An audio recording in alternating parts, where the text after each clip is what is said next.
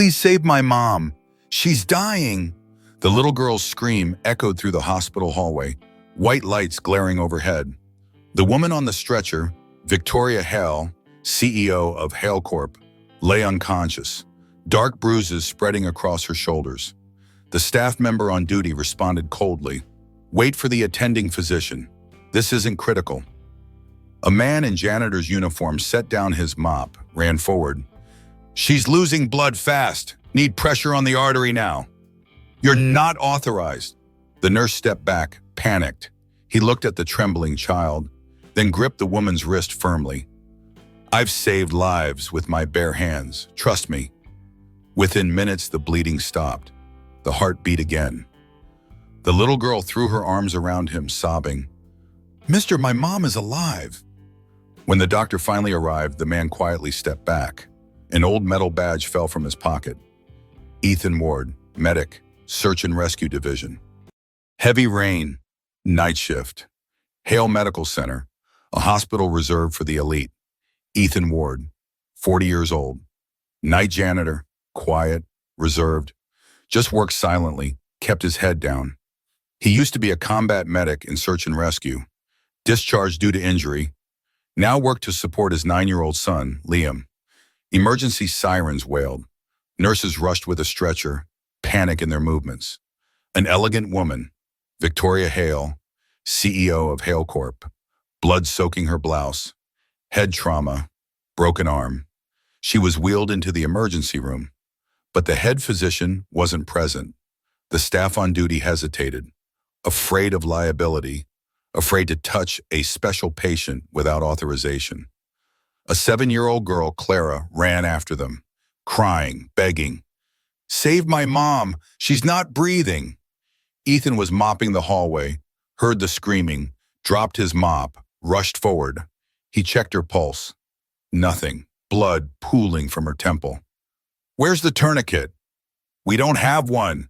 He ripped off his belt, applied pressure to the artery, started chest compressions, pressed the cardiac point. The heart began beating. Clara sobbed, grabbed his hand. "Mister, my mom is alive." When the doctor arrived, Ethan stepped back, wiped blood from his uniform, turned to leave. The old metal badge fell from his pocket. Ethan Ward, medic, search and rescue. No one knew he was the legendary rescue medic who had vanished 8 years ago. After the crisis stabilized, Ethan returned to his mop bucket, continued cleaning as if nothing had happened. But Clara watched him through the emergency room window, memorizing his face. The doctor examined Victoria, impressed by the emergency treatment. "Whoever stopped the bleeding saved her life. Professional technique." The nurse pointed to Ethan mopping in the distance. "That janitor did it." The doctor looked shocked. "A janitor? Impossible." "I saw it myself. He knew exactly what to do." The doctor approached Ethan. "Where did you learn emergency medicine?" "Long time ago. Different life. You should be practicing, not cleaning." "I am practicing, just in a different way." The doctor wanted to ask more, but Ethan had already moved to the next hallway. Later that night, Clara snuck out of her mother's room, found Ethan emptying trash bins. "Mister, what's your name?" "Ethan." "I'm Clara. You saved my mom." "Your mom's strong. She would have made it." "No, the nurses were scared. Nobody wanted to help. You were the only one." He knelt down to her level. Sometimes adults forget that helping people is more important than following rules. "Are you a doctor?" "I used to help people like doctors do. Now I clean so they can do their job better." "That's still helping." He smiled. "You're very smart." She hugged him suddenly. "Thank you for not letting my mom die." When she pulled back, tears streaked her face. Ethan gently wiped them away. "Your mom needs you to be brave now. Can you do that?" She nodded firmly. As Clara returned to her mother's room, she looked back once. Ethan was gone, disappeared down another corridor. But the image of him stayed with her, the man who ran toward danger when everyone else ran away. That night, Victoria woke briefly, groggy from medication, asked the nurse what happened. "You were in critical condition. A staff member performed emergency treatment until the doctor arrived." "Which doctor?" "Not a doctor. The janitor." Victoria's eyes widened. "The janitor saved me?" Yes, ma'am, he was remarkably skilled. Victoria wanted to ask more, but fell back asleep. In her dreams, she saw hands covered in blood, working quickly, precisely, saving her life while wearing a janitor's uniform. When she woke again hours later, Clara was asleep in the chair beside her bed. Victoria reached out, touched her daughter's hair gently. She had almost left Clara alone in the world, and a janitor had prevented it. Who was he? The next morning, she asked administration for his employee file. They brought her a thin folder. Minimal information.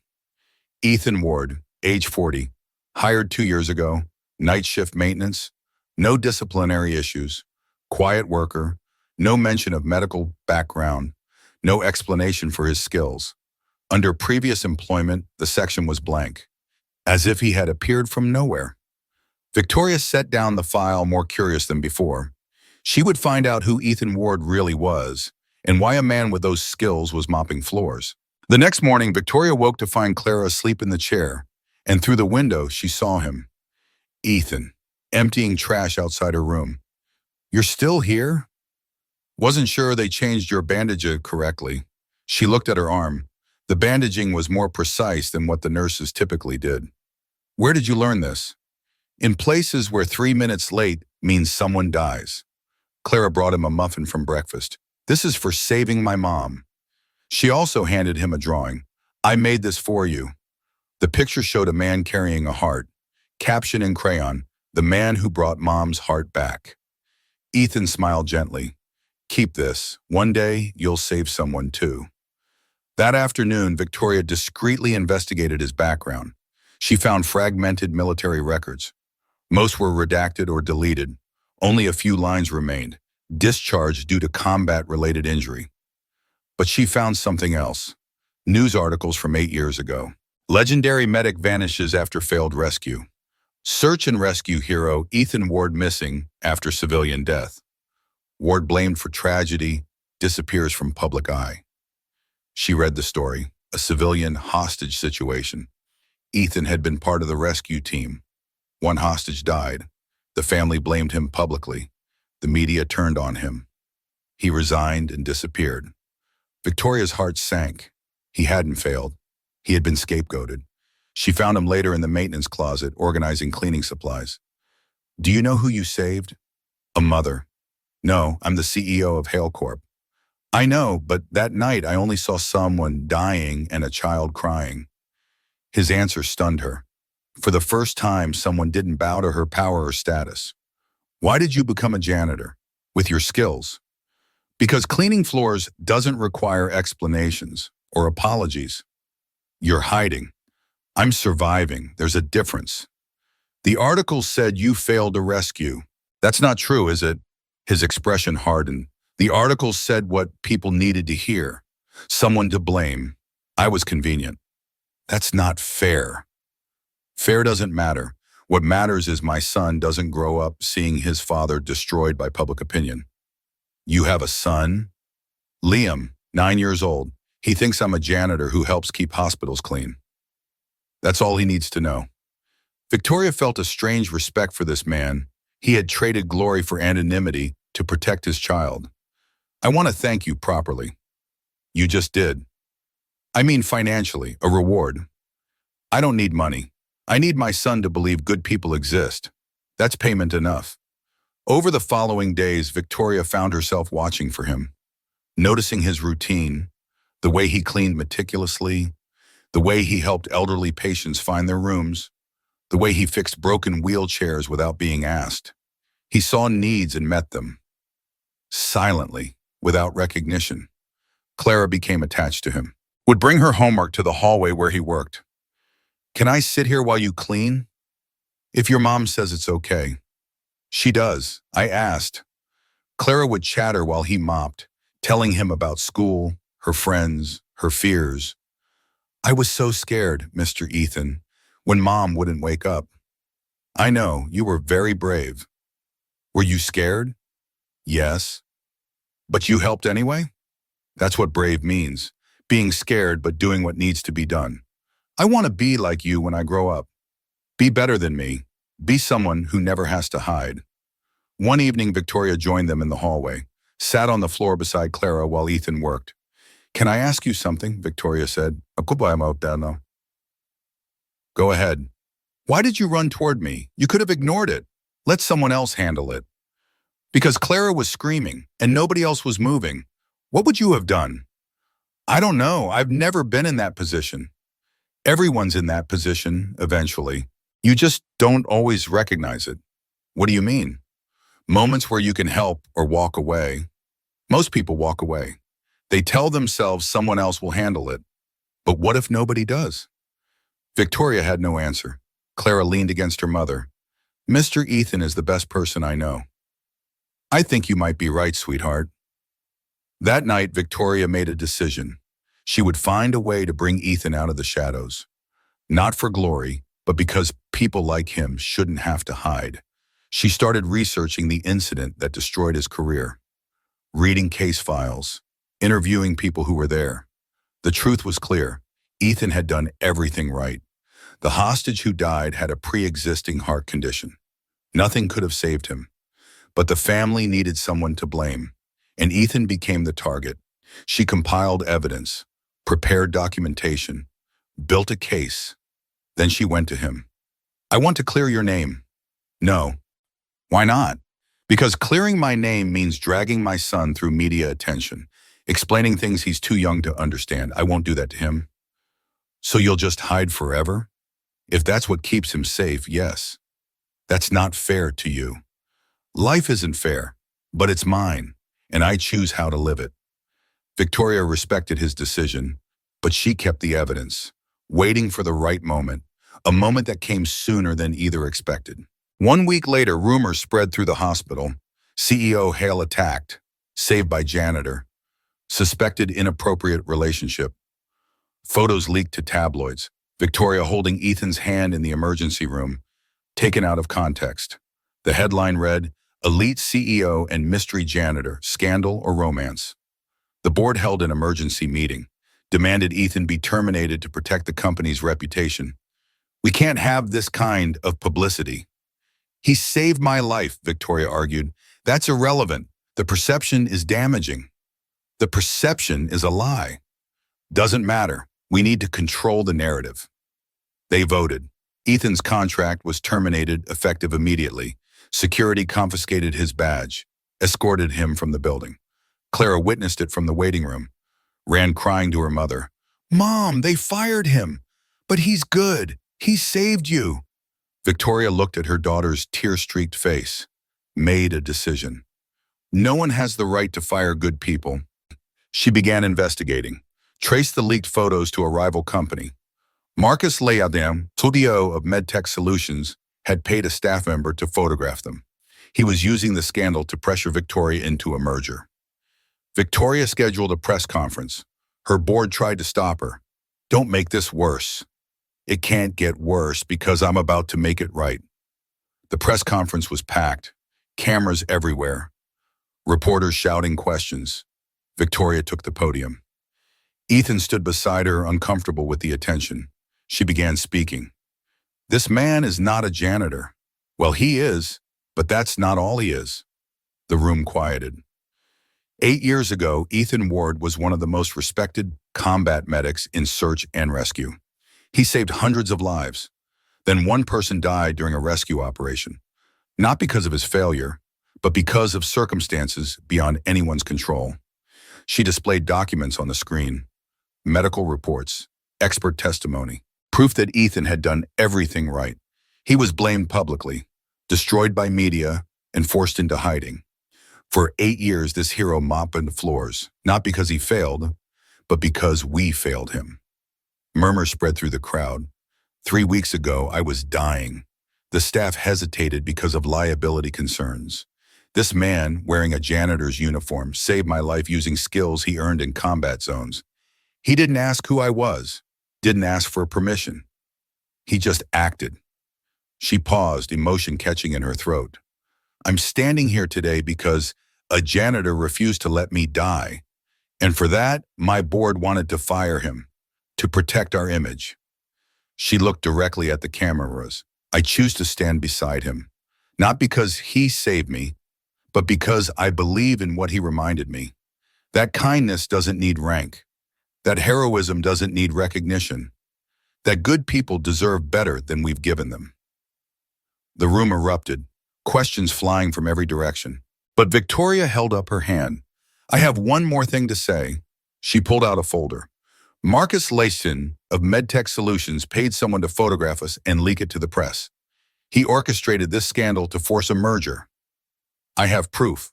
She displayed emails, financial transactions, a paper trail of manipulation. If anyone should be investigated, it's him, not this man. The media pivoted instantly. Cameras turned toward the MedTech section, reporters shouting for comment. Marcus Layton fled the room. Within hours, the narrative changed. Social media exploded. CEO defends unknown hero. HaleCorp stands for integrity. The janitor who saved a CEO's life. Full story. Public opinion reversed completely. HaleCorp's reputation soared. But Victoria didn't care about that. She cared that Ethan's face had lost the hunted look, that Clara was smiling again. That night, after the chaos settled, she found Ethan in the hospital parking lot. I'm sorry. I didn't mean to drag you into the spotlight. You didn't drag me. You freed me. What? I've been hiding for 8 years, afraid of judgment, afraid of being blamed again. But you showed me something today. What's that? That truth matters, even when it's hard, especially when it's hard. I should have asked first, before involving you. No, you did what needed to be done, just like I did. We're the same, you and me. How? We both do what's right, even when it costs us. She smiled. Thank you for everything. Thank you for seeing me, really seeing me, not just the uniform. Clara ran out, hugging both of them. Are you coming back, Mr. Ethan? He looked at Victoria. She nodded. Yeah, I'm coming back. Not as a janitor, Victoria added, as the director of our new emergency response program. Ethan shook his head. I don't need titles. I know, but others need you. And this way you can help without hiding. He thought about it, about Liam, about living in truth instead of shadow. Okay, but on one condition. What's that? I still get to mop floors sometimes. It's meditative. Victoria laughed, the first real laugh she'd had in weeks. Deal. The next day, HaleCorp announced the creation of Human First, a program training all staff in emergency response. Ethan would lead it, teaching people that anyone can save a life if they know how. The program became national news. Other hospitals adopted it. Lives were saved. And Ethan Ward, the janitor who became a hero twice, finally stepped back into the light, not seeking glory, but accepting that hiding served no one, especially not the people who needed him. 3 months after the press conference, the Human First program launched officially. Training rooms filled with eager staff, doctors, nurses, janitors, security guards, everyone learning together. Ethan stood at the front, calm and clear. You have 3 minutes to make a decision that determines if someone lives. Not 3 hours, 3 minutes. Let's make sure you're kitty. Clara attended every session, taking notes in a child's notebook. Victoria watched from the back, amazed at his teaching ability. Patient, thorough, never condescending. During one training exercise, Clara suddenly shouted, "Dad, the dummy's heart is beating again." The room went silent. Clara froze, realizing what she'd said. Ethan smiled gently. That's right, good job. Nobody corrected her, because in that moment, everyone understood. He wasn't just her teacher, he was becoming her father figure. After class, Victoria pulled him aside. She called you Dad. I know. Does that bother you? Should it? I don't know, it just happens so naturally. Kids know who makes them feel safe. That's not complicated for them. Is it complicated for you? He thought carefully. My son Liam is my world, but there's room in a heart for more than one child, especially one who's been through what Clara has. What about room for more than children? He met her eyes, understanding the question beneath the question. I don't know yet, but I'm willing to find out. Over the following weeks, they grew closer, Not rushing, just present. Victoria would bring coffee to his training sessions, stay to watch, ask questions. Clara and Liam met, initially shy, then fast friends. One Saturday, the four of them went to the park. Nothing formal, just existing together. Watching the kids play, Victoria said, "This feels normal. Is that good or bad?" "Good, I've spent my whole life chasing extraordinary, but normal feels better." Normal is underrated. You're not normal, though. You're extraordinary pretending to be normal. "I'm just a guy who knows CPR and mops really well." She laughed. "You're impossible. I've been told that before." As the sun set, painting the sky orange and pink, the four of them walked home together. Not to separate houses, but to Victoria's house, where Ethan and Liam had been invited for dinner. It became a routine, dinners together, homework sessions, movie nights, a family forming without anyone declaring it. One evening, Clara drew a picture, four people holding hands. Above them, a heart with wings. She labeled it, "My Family." Victoria saw it, felt tears prick her eyes. "Is this okay?" Clara asked nervously. "Can I call us a family?" Victoria knelt down. "Sweetheart, this is more than okay. This is perfect. Even though Mr. Ethan isn't really my dad, family isn't about blood. It's about who shows up, who stays, who loves you. By that definition, yes, we're a family." Clara hugged her tight. "I'm so glad he saved you, Mom." "Me too, baby. Me too." That weekend, they planted a tree in the hospital courtyard. The Hope Tree, they called it, a symbol of new beginnings, of life continuing after trauma. Ethan, Victoria, Clara, and Liam each planted a handful of soil around the roots. "This tree will grow as we grow," Victoria said. Reminder that even after the worst moments, life continues. Clara added, "And reminds us that Mr. Ethan saved Mom so we could all be together." Liam, quiet until now, spoke up, "And that my dad is a hero, even when he was just cleaning." Ethan pulled his son close. "Cleaning is heroic too. Anything done with care matters." The tree was small, fragile, but alive, just like them. As they walked back inside, a reporter approached. "Miss Hale, can we ask about your relationship with Mr. Ward?" Victoria smiled. "He's family, that's all that matters." Just family. The most important family. The reporter tried to push further, but Ethan gently guided them away. "We're private people living public lives. Respect that." The reporter backed off. The photos that emerged showed four people smiling, genuine, happy, not scandalous, just human. The program continued to grow. Hundreds trained, multiple lives saved using skills Ethan taught. One nurse stopped a patient from bleeding out during a code. "I remembered what Ethan taught us. Apply pressure, stay calm." A security guard performed CPR on a visitor who collapsed. Ethan drilled it into us. 3 minutes matters. Stories spread. The program became a model for hospitals nationwide. But for Ethan, the best moment came when Clara ran up with a certificate. "I passed my junior first aid course. Now I can help people too." He hugged her. "I'm so proud of you. When I grow up, I'm going to be like you. Save people. Be better than me. Save people and take credit for it." She giggled. "Okay, but you're still my hero. And you're mine." Victoria watched them from across the room. Her daughter had a father figure, a good one, and she had found something she'd never expected. Hope, family, love, all because a janitor refused to walk away. 1 year later, the hospital opened a new wing, the Ward Rescue Wing, named after the man who saved lives from the shadows. At the opening ceremony, Victoria gave a speech. "A man who mopped floors taught me that true greatness doesn't stand above others. It kneels down to lift them up." Ethan stood quietly, Clara holding his hand, Liam on his other side, Victoria beside them. A family, not by blood, but by choice. After the ceremony, Victoria approached him. "If you two have room, I'd like to make this official." Clara squealed. "You mean like a real family?" "We're already a real family, sweetheart. But yes, if your dad agrees." All eyes turned to Ethan. He smiled.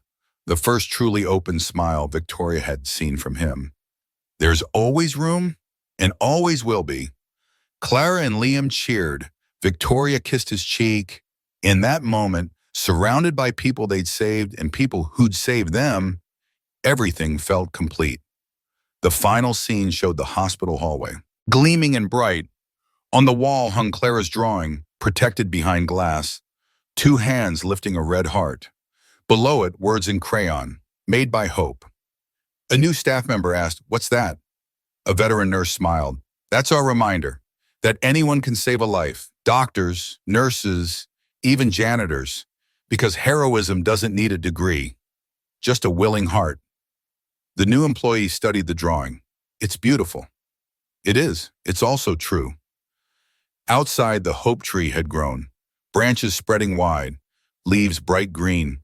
Beneath it, a plaque, dedicated to Ethan Ward, who proved that heroes work in every department, and to all who remember that 3 minutes can change everything. Every day, staff would pass that tree, remember its meaning. That night, the family of four sat together in their home. Not Victoria's mansion, not Ethan's small apartment, but a house they'd chosen together. Clara did homework. Liam played video games. Ethan cooked dinner. Victoria helped. Normal. Beautiful. Theirs. "Dad?" Clara asked. Still called him that. He never corrected her. "Yes?" "Do you ever miss being famous, when everyone knew your name?"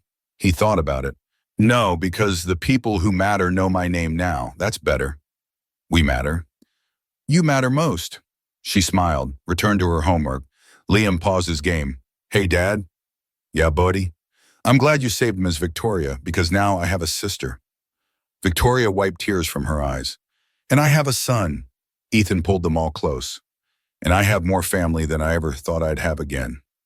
They stayed like that, four people who found each other in crisis and built something lasting. Later, after the kids went to bed, Victoria and Ethan sat on the porch. "Do you ever regret it?" she asked. "Walking away from your old life?" "Every day, but I also thank it every day." "How can you do both?" "Because that life brought me here. To you, to them, to this. I regret the pain, but I'm grateful for the outcome." "That's very wise. That's very survival." She rested her head on his shoulder. "Thank you for not walking away that night. Thank you for giving me a reason to stay." Above them, stars scattered across the dark sky. Below them, a family built on truth, trauma, and tremendous love. A janitor who became a hero, a CEO who became human, two children who became siblings, and a home that became exactly what they needed. Sometimes the best stories don't need perfect beginnings. They just need people brave enough to stay. If you believe stories like this deserve to be told, leave a comment and subscribe to Strong Dad Stories. We tell the stories that shouldn't be forgotten.